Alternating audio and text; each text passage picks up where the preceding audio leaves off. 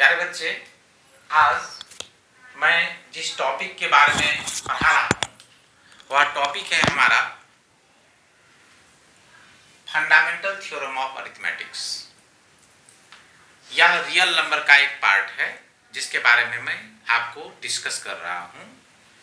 इसका पार्ट है any composite number can be expressed in the form of product of primes which are unique apart from its order. Okay, तो देखो आप सबसे पहले तो ये जानो कि यहाँ पर लिखा हुआ है दो टर्म, कंपोजिट नंबर और प्राइम्स। तो कंपोजिट नंबर किसको कहते हैं और प्राइम किसको कहते हैं? आपको पता होगा कि मैं पिछले दिन जब मैं आपके क्लासेस में पढ़ा रहा था तो मैंने कुछ बच्चों से पूछा था कि प्राइम नंबर क्या होता है, कंपोजिट नंबर क्या होता है, तो उसको थोड़ा सा दिक्कतें आ रही थी। तो देखो, तो prime number and composite number, देखो सबसे पहले बताओ फैक्टर्स ऑफ 2 क्या होता है, बताओ 1 2, factors of 3 1 3, factors of 4 1 2 4, factors of 5 1 5, factors of 6 1 2 3 6, factors of 7 1 7, factors of 8 1 2 4 8, factors of 10 1 2 5 10, factors of 11 1 और 11। यहाँ पर देखो एक ऐसा नंबर, देखो एक ऐसा नंबर देखो जिसको कि कम से कम दो फैक्टर्स, कम से कम जिसको दो फैक्टर्स, बताओ। तो देखो फैक्टर्स ऑफ 2 क्या है, बताओ। इसको 1 और 2 है तो दैट इज क्या, यह प्राइम हो गया। ये एक ऐसा number, A number which having only 2 factors is called a prime number, that is factors of 3 1 और 3 आया, दैट इज यह प्राइम नंबर हो गया। फैक्टर्स ऑफ 4 1 2 4 है, इसीलिए यह कंपोजिट नंबर हो गया। फैक्टर्स ऑफ 5 1 और 5 है, इसीलिए यह प्राइम नंबर हो गया। फैक्टर्स ऑफ 6 1 2 3 6, इसीलिए यह कंपोजिट नंबर है। फैक्टर्स ऑफ 7 1 7, यह प्राइम नंबर है। फैक्टर्स ऑफ 8 1 2 4 8, कंपोजिट नंबर हुआ।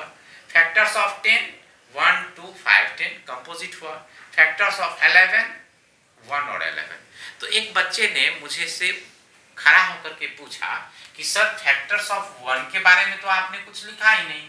तो देखो फैक्टर्स ऑफ 1 तो केवल 1 है, दैट इज क्या, इसका अर्थ क्या हुआ बताओ, नाइदर प्राइम नॉर कंपोजिट। समझ में आया कि नहीं, यह न ही प्राइम है और न ही कंपोजिट। ओके, अब इसका क्या यूज क्या है, आप अभी क्लास 10th में फंडामेंटल थ्योरम ऑफ अरिथमेटिक्स पढ़ रहे हैं, इसका क्या यूज है, what are the uses of it. तो इसका सबसे बड़ा यूज बता रहा हूं। तो सबसे पहला find HCF and LCM of 20 and 30 by prime factorization method. तो सबसे पहले देखो 20 का प्राइम फैक्टर्स निकाल लो, फिर 30 का प्राइम फैक्टर्स निकाल लो। ओके, तो देखो तो 20 का प्राइम फैक्टर्स निकाला तो आपको 20 equal to 2 × 2 × 5, that means 2 square × 5 आया। फिर 30 का प्राइम फैक्टर्स निकाल लो, 2 × 3 × 5 हो गया, नो प्रॉब्लम। अब आप देखो कि कॉमन फैक्टर्स ऑफ 2 एंड 5 कितना आया, बताओ।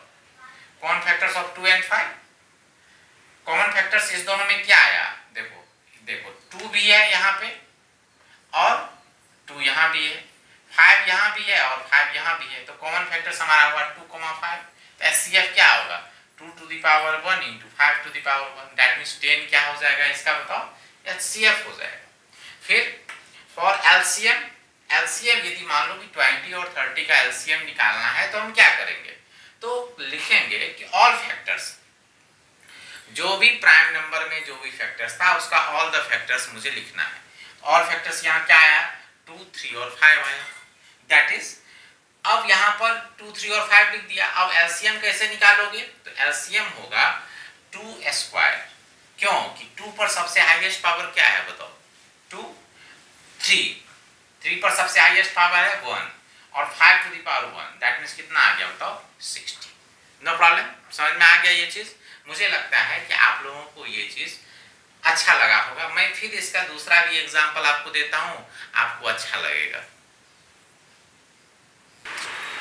देखो यहां पर देखो फिर HCF of LCM and HCF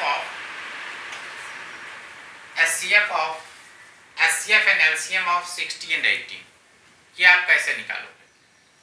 तो सबसे पहली बात देखो क्या किया मैंने, 60 का प्राइम फैक्टराइजेशन निकाल लिया, फिर 80 का प्राइम फैक्टराइजेशन निकाल लिया।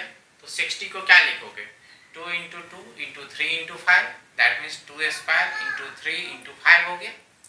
फिर 80 का फिर प्राइम फैक्टराइजेशन क्या आया, 2 into 2 into 2 into 2 into 5, that means 2 to the power 4 into 5। पहले प्राइम फैक्टराइजेशन इसका अच्छी तरह से आपको लिख लेना है। फिर देखो एचसीएफ के लिए क्या करोगे, एचसीएफ के लिए सबसे पहले दोनों का कॉमन फैक्टर्स लिखोगे।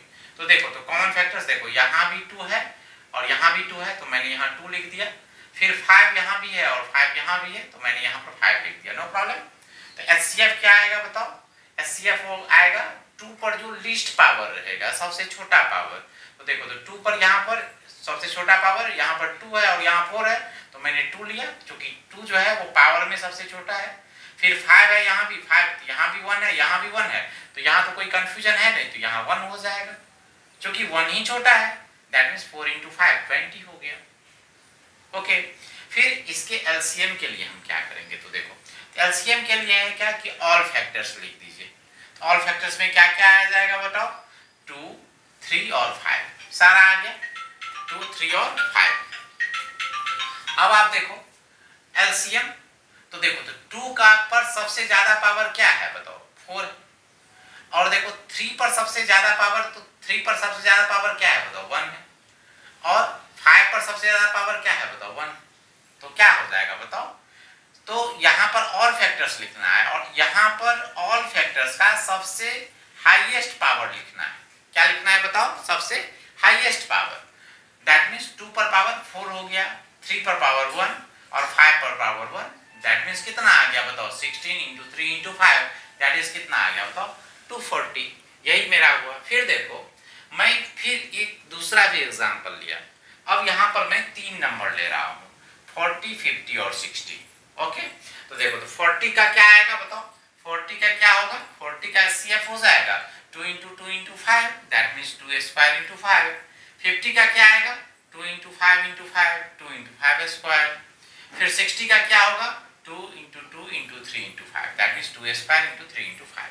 अब हमको एचसीएफ के लिए क्या करना पड़ेगा, तो देखो तो कॉमन फैक्टर्स इसका देखो, इस दोनों में देखो यहाँ पर 2 और 5 है, यहाँ पर 2 और 5 है और यहाँ भी 2 और 2, 3, 5 है, तो कॉमन फैक्टर्स क्या आएगा यहाँ बताओ, 2 और 5 आया। तो एचसीएफ क्या आएगा, जो इसका सबसे छोटा पावर रहेगा। तो देखो तो 2 पर सबसे छोटा पावर क्या है, देखो यहाँ 1 है, यहाँ 2 है, तो 2 पर सबसे छोटा पावर 1। और देखो यहाँ पर देखो, यहाँ 5 पर 1 है, 2 है और 1 है, तो क्या लोगे, 5 टू द पावर 1 लोगे, that means 2 into 5, that means 10।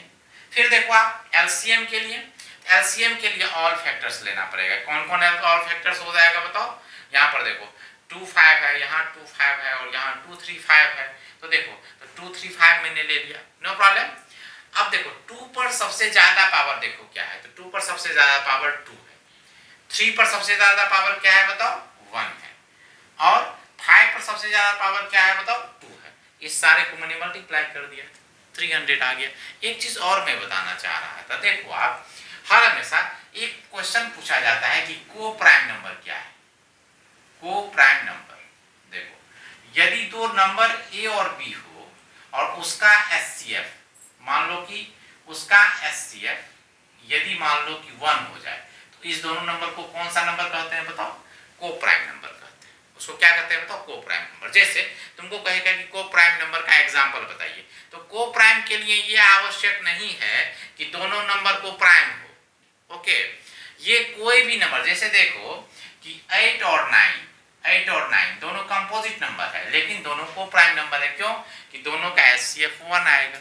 Okay, फिर देखो आप जैसे मान लो कि 6 और जैसे मान लो कि 6 और एक और मैं कोई नंबर ले लिया, जैसे 6 ले लो और 6 के बाद जैसे मान लो कि मैंने 21 ले लिया, नहीं 21 नहीं, 6 के बाद एक दूसरा मैंने नंबर ले लिया, जैसे मान लो कि आप 25 ले लिया, तो देखो 6 और 25 भी क्या होगा बताओ, को प्राइम नंबर होगा। क्यों, क्योंकि 6 और 25 का एचसीएफ 1 हो जाएगा। इसी प्रोसेस से आप एचसीएफ निकाल के देख लोगे तो आपको पता चल जाएगा कि को प्राइम नंबर क्या होता है।